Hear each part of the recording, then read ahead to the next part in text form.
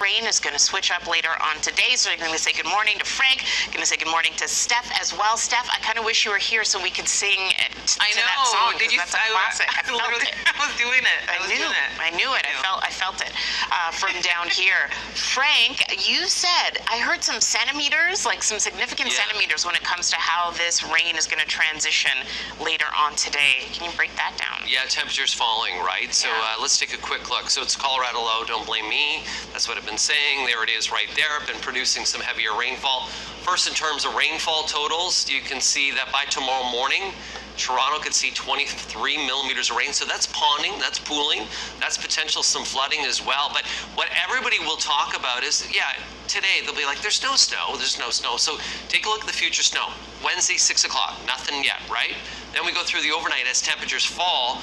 All of a sudden, we start to see some snow push through by midnight, maybe 7 centimeters in Orangeville. By tomorrow morning, Toronto, upwards to 2 centimeters on the ground here in Torontonians don't know how to drive. And then when it's all said and done, areas like that is the escarpment up by Orangeville into Dundalk could see potentially 20 centimeters of snowfall. Toronto even has the potential of getting some other accumulation totals that could increase, all dependent on the temperature. So if the temperature stays warmer, people will say, Frank, you weren't right. If the temperature stays cooler, they'll say, Frank, you weren't right. So right now, there's a potential of snow. So I'm giving you a basic forecast right now to be very careful on the roads throughout the overnight period and into tomorrow. There's a 100% chance someone's going to tell Frank that he's wrong, is what he's saying. Yeah, it's just another day of my life.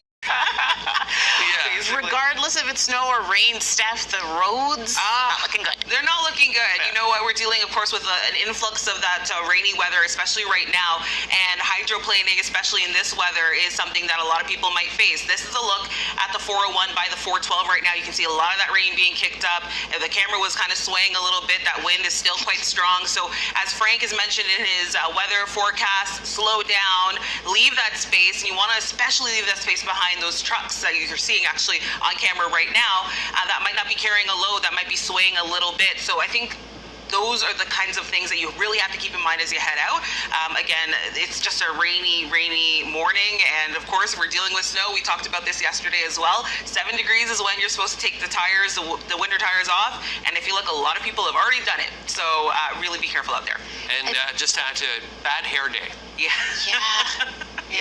Bring a hood and leave the umbrella, probably just like a poncho, rain jacket, that kind of situation. Kind of day. I just can't believe people were like, you know what, I'm going to take off my snow tires. It's funny because it's like you have to force people to put them on. Yes. So when it's time to take them off, they're like, 10 degrees, taking them off. People put patio furniture out last weekend too. No. There you go. I know some people on our staff that did that. Not naming names, Kevin. Too excited.